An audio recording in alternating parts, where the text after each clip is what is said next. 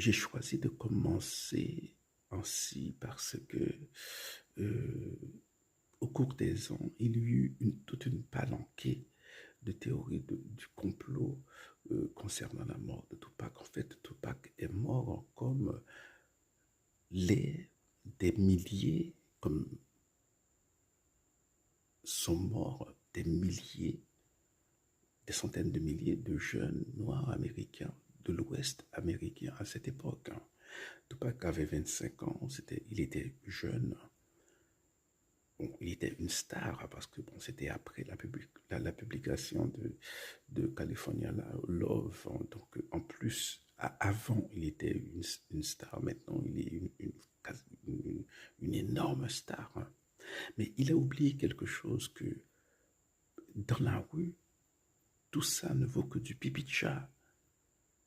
Parce que le petit voyou, il a une arme. Il peut te buter pour 20 dollars, pour 30 dollars. Voilà. Et alors, il y a eu cette altercation entre, d'un côté, Tupac et ses amis, et de l'autre, Orlando Anderson et ses amis. On ne sait pas qui a initié la chose, mais on sait que, voilà, qu'après, Orlando et Kifidi, son oncle,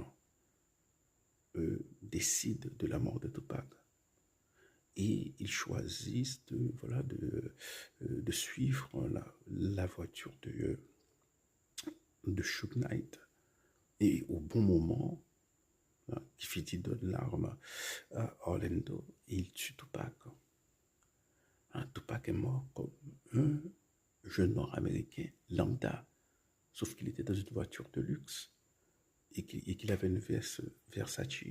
Et c'est très intéressant parce que le premier policier arrivé sur les lieux, voilà, il ne reconnaissait pas, il ne savait pas qui c'est qui. Parce que, voilà, étant habitué à Los Angeles, voilà, pas à Los Angeles, à Las Vegas, hein, et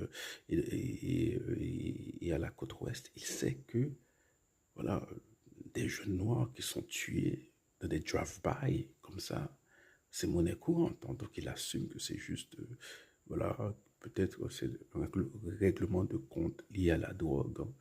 Donc il ne savait pas que c'était un grand rappeur, une star, une énorme star qui se mourait devant lui. Voilà. Et voilà, c'est d'une banalité affligeante, hein, sa mort.